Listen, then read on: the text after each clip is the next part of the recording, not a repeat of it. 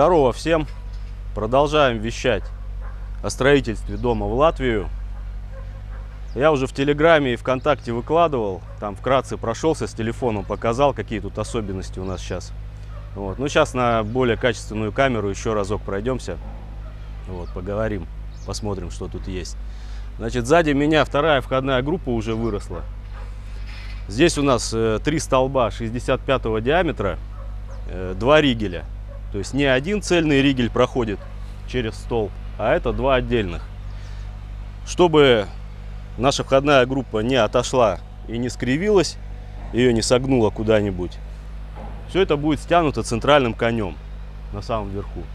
И 2 стропилины также будет в стиле post and beam. Все здесь смонтировано. Ну что, вот здесь сейчас покрупнее снимем. Центральный столб у нас вот такой вот сучкастый, без расклешенки, просто фактура. И с боков 2 по 65 диаметром у нас расклешенных стоят. То есть в принципе смотрится, когда в одном ансамбле так ничего, более-менее. Гнезда под подкосы. Подкосы здесь у нас в основном как декор.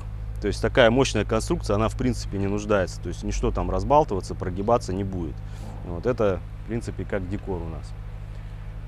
Ну и сейчас посмотрим еще сверху. Там у нас 2 длинномерины. Там у нас где-то шип, паз, соединение есть. Сейчас посмотрим, как там все сделано наверху.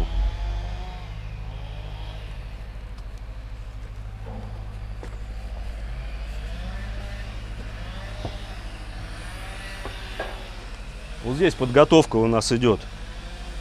Сейчас места посадочные под подкосы. 2 штуки. Видно, что, я не знаю, видно там или нет, Серега, может, снимет, что у нас прирублено в бриллиант, ригель прирублен в бриллиант. То есть здесь идет такая смешанная система у нас, технология. Канадская чашка и post and beam классический. То есть здесь ребята причерчивают, где-то мудрят, где-то с Денисом мы какие-то соединения разрабатываем новые, потому что ригель просто так его не получается всунуть. Просто так вот взяли его и опустили в чашку, да, потому что у нас идет шип еще на столбе. То есть мы не можем, мы должны какое-то такое движение сделать, то есть насунули, засунули вот так вот, чуть-чуть наклонили и потом в чашку опустили. Вот. Ну, естественно, чтобы у нас прикрывало наш шип, гнездо на столбе.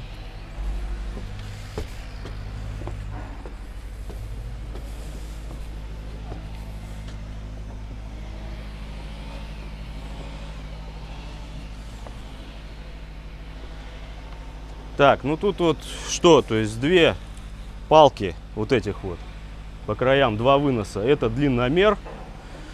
Для чего? Для того, чтобы вся конструкция, наша вторая вот эта вот входная группа, первая у нас там, тоже с большого диаметра, то есть чтобы вот эта вот входная у нас не поплыла. Так как если обычно мы, допустим, ну как многие делают, на получашках их соединяют, на крайних вот здесь вот. Потом это все рассыхается, маленькая шпилька начинает гулять, чашки отходят. И происходит, что в получашках у нас входные группы начинают плыть, двигаться. Вот здесь этого не произойдет, так как у нас вся масса бревна основная уходит в сруб в основной. И здесь только выносы, которые тут опираются на столб, и как бы все жестко завязано. Вот можно посмотреть, вот там соединение. Вот это вот.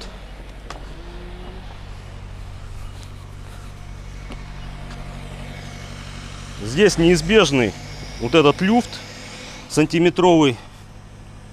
В принципе, можно подтянуть будет стяжкой еще это задавить. Вот сейчас ребята просто на черновую закинули, воткнули в посадочные. Вот, но вот посмотреть можно, как бы как тут примерно система.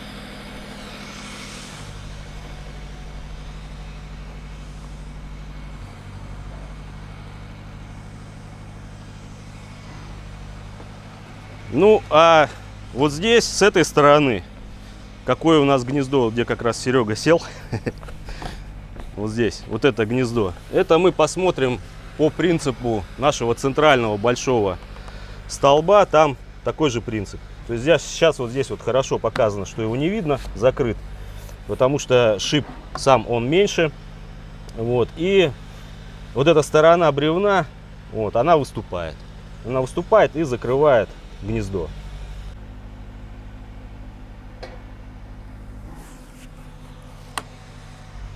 То есть вот примыкание, там Серега снял, бриллиант, канадская чашка врубается, причерчивается. И здесь классика, пост-н-бим уже будет входить в шип-паз стропилина. То есть оквадрачиваем, все как обычно, плоскости везде. То есть нога будет здесь стоять и входить уже в гнездо.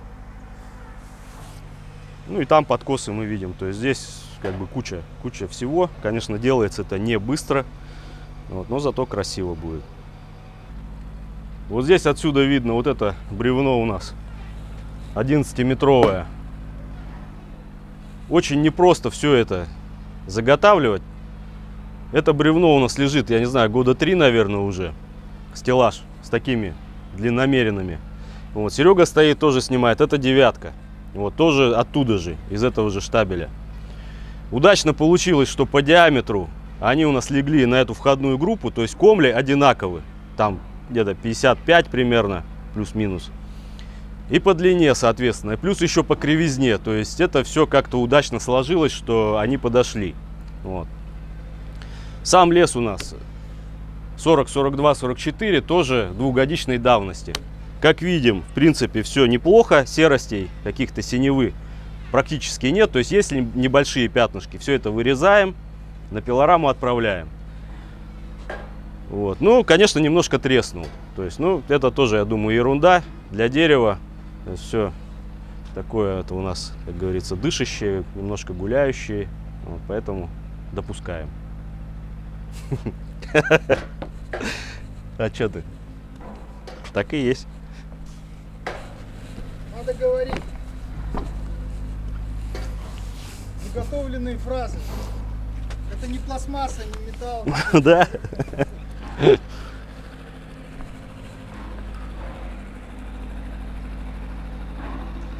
Так, ну, переходим к центровому столбу. Родовое дерево 1,20 м в диаметре у нас внизу. Вверху сантиметров 80 примерно. Поддерживает балкон, площадку, значит, развязку, выход. Также лестничный марш на него будет опираться. Такой с загибом. Идем смотреть. Так, ну что тут говорить? Вот стою на площадке. Вход будет в комнаты, там, в детскую, я не знаю, что тут, какие тут будут у него расположения. Видно гнездо под шип, под второе бревно. Вот здесь у нас двойное, одно уже всунули. Сейчас еще будет вот это причерчиваться, вставляться. Значит, столб у нас масса тонна 600. Кое-как подняли краном. Ну, шучу, конечно, не кое-как. Все было рассчитано в принципе, но здесь у нас есть вертикальный подъем, да, когда у нас не просто лежит груз внизу, мы подняли, переместили и положили. Нет, нам надо поднять его вертикально, вверх, тащить и также поставить, значит, вот на свое место. Поэтому это усложняет. Почему? Потому что не только надо поднять, но еще и опустить. То есть, когда будет разборка, нам надо будет его взять, поднять, поставить аккуратненько и положить его на место, и потом уже грузить там в фуру, вот, перевозить. То есть, подъемная сила, устойчивость крана большое значение имеет. Это я вот понял 100%. Вот, поэтому, когда мы его подняли, у нас кран запищал, датчик сработал, мы начали суетиться, смотреть. Тормоза, опять же, не выдержали, начали опускаться вниз. То есть смотреть, что происходит. Соответственно, нашли причину. Тормоза были ослаблены. Вот, датчик, датчик, кстати, нормально работает. Можно будет еще посмотреть на вынос каретка. У нас здесь максимальная длина, то есть каретки только-только хватило, чтобы подъехать и смонтировать, поставить его вот здесь. Вот. То есть здесь длина у нас метров 20 примерно. Вот, у крана 30 метров. Вот, то есть у него на конце тонна он может брать. Здесь тонна 600. То есть, ну, примерно, да, подходит по описанию, как говорится. Поэтому расположение сруба удачное. То есть, если бы было еще дальше, маленько мы бы его поставили, то, естественно, тоже мы бы не получилось смонтировать. Просто кран бы туда не поставил нам столб. Вот, то есть, испытали, надели установку таких мощных столбов огроменных. все получилось, так что будем продолжать дальше. Такие же столбы делать. Вот здесь мудрили с Денисом, как сделать соединение на столбе, чтобы у нас и крепость сохранилась, и можно было из сруба прирубленное бревно, так скажем, вставить в наш стол. Вот. И в итоге получилось вот такое соединение, где масса столба, она, ну, решила все. То есть шип небольшой с одной стороны, шип с другой стороны. Все это прорезается, всовывается. Опять же, также наискосок бревно засовывается, опускается, причерчивается и потом вниз загоняется. Здесь уже вот мы видим второе. Серега потом, если снимет отсюда с этой стороны, будет видно, что оно также закрыто у нас. Закрывает паз. Здесь то же самое будет. То есть всовываем, причерчиваем на получашке, опускаем. И масса бревна, которая, так скажем, остается сверху над шипом, она закрывает наше гнездо. Вот. Ну, можно брать на вооружение. Единственное, что если будет тоньше стол, то, конечно, может и не получиться такое. Ну, тогда, может быть, потоньше сами бревна будут, вот эти вот выносные. Вот, тогда, может быть, тоже получится это сделать. Ну, вот в данной ситуации, я считаю, очень неплохо получилось. И крепко, надежно, красиво. То есть никаких стыков, ничего не видно, там, я не знаю, каких-то приляпышей там, прочее. То есть здесь еще, опять же, я говорю, что это все у нас основательно, крепко, несущее. Вот, поэтому будет закрепляться еще и саморезами. То есть спаксы, либо глухари, наискосок закручиваем, притягиваем вынос к столбу. То есть жесткость абсолютная получается. Только люди спросят, что за пристыковыш там металлическое. Вот этот что? Это пока просто притянули, чтобы не отъезжало вот это вот соединение. Вот видно, они тут припиливали, мучились. Потому что это не просто две плоскости, представляете, под 90 градусов. И одну пристыковать, вот эту вот, и другую пристыковать. То есть очень сложно. У нас раз, два, три, 4 стыки идут. И один пристыковываешь, вот этот отваливается. Потом этот пристыковываешь, этот отваливается. Ну вот они тут притянули уголком пока. Вот, на сборке тоже будем мудрить. Немножко мучиться. Входная группа номер 2. Здесь у нас вот это бревно, оно без заболони. По диаметру оно примерно здесь сантиметров 65-70. Вот там где-то 80 на комле. Видно, что отличается маленько по свету. Основной сруб чуть желтее, этот как бы покраснее. Но заболони уже нет. Поэтому, как бы, я не знаю, фактура такая прикольная получилась. По крепости вот этой входной. Здесь у нас вот эти бабаи, которые мощные направляйки, да, выносы. Вот, они врубаются в получашку. И конь, скорее всего, тоже, я не помню, но тоже, по-моему, в получашку будет прирублен к основному. То есть, по сути, вопрос идет, что а как же вот этот вот момент, да? А вот он у нас, вот так решен. То есть, вот у нас бревно, которое держит.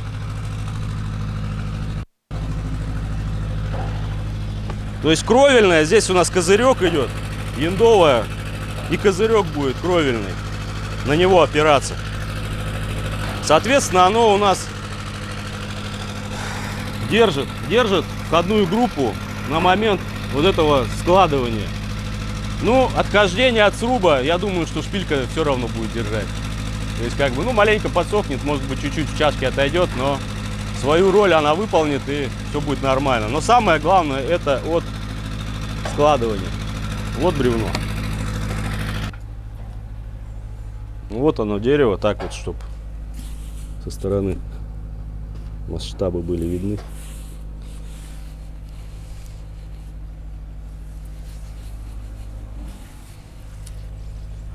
Будем ставить на 5 домкратов примерно так, плюс-минус. То есть каждый домкрат у нас 3 сантиметра диаметром.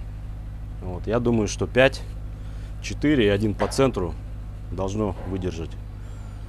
Масса тонна 600, еще раз говорю, столба. Домкраты нужны, потому что расстояние от низа до, как я уже говорил, когда на телефон снимал, здесь около 3 метров в срубе. И крутить обязательно. То есть так, как, допустим, у нас на канатце, что мы просто положили, воткнули ветки верхние там в постенбим, вот, и у нас под своим весом как бы сруб опускается, и все это входит, и крутить ничего не надо. Вот, то есть здесь мы такое не можем сделать. Там и длины у нас не хватило, и самое главное, это у нас выходят выносы из сруба, которые опираются на стол. Вот, поэтому вот это вот 3 метра их надо компенсировать будет. Так что придется крутить. Вот, и все это, скорее всего, будет над полом. То есть хотели как-то пол поднимать, еще что-то мудрить, чтобы там под полом домкрат оставить. Но все-таки решили сделать классический над полом, крутить. Ну и потом чем-то будет заделывать, скорее всего. Ну вот, Сергей там сидит при входе. То есть здесь вот такая у нас арка получается. И заходим, балочки, 2 фактурных. Тут сучочки такие, как бы не сильно выраженные, но есть. И приходим, смотрим, вот оно дерево. Дерево крутили, вертели так, чтобы вот эта расклешенка как раз человеку его встречала. Вот масса большая, небольшие трещинки видны. Вот это еще шлифанется все, окультурится, как говорится, будет. Вообще красота заиграет. Вот может быть какую-то скульптуру потом заказчик захочет сюда вот сделать. Ну, в принципе, как говорится, место позволяет, где разгуляться.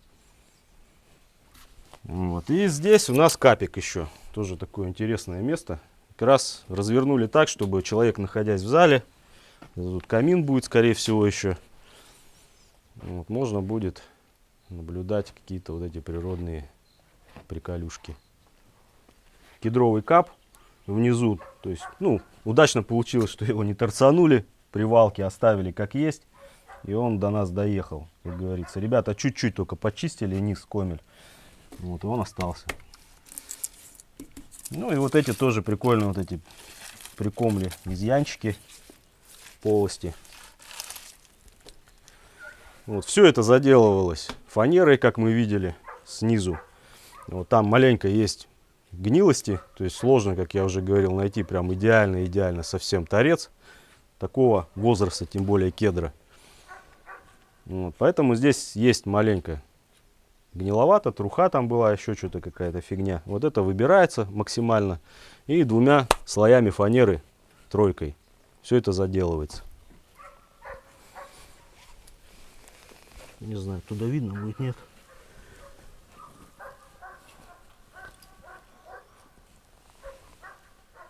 Также все там септируется маслом осмо. И на саморезы ставится.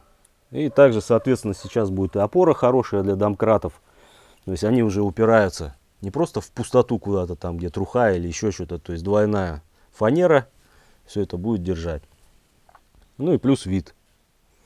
Также для транспортировки.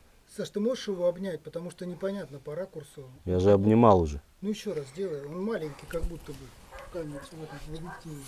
Обнимать-то приятно такое. И Можно так, хоть 3 раза. И так маленький, ниже. Вот так вот. Да. Так а что, я его вообще даже не знаю. Тут надо еще пару человек, чтобы вот обнять, чтобы хватило. Вот представляешь, вот в объективе он кажется меньше. Ну это всегда так. На самом деле он огромный. Я вот просто сейчас уйду, и меня не будет видно. Смотри. Вот так, руки видно? Вот так видно?